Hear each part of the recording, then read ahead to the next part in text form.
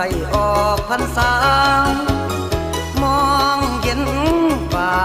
ทางอุดรไหลย้อนลงหลุมรู้ตนเด็กหัวใจเสียรักไป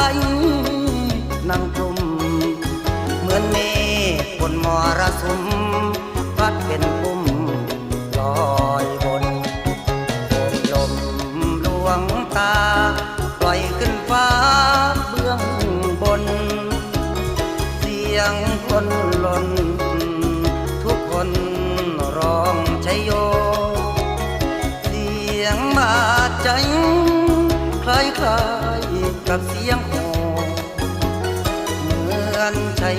โยแต่เจ้าบ่าวเดินไปพรรษาไกลที่ใจจงหัวเบาเรา3 เดือนผ่านแล้ว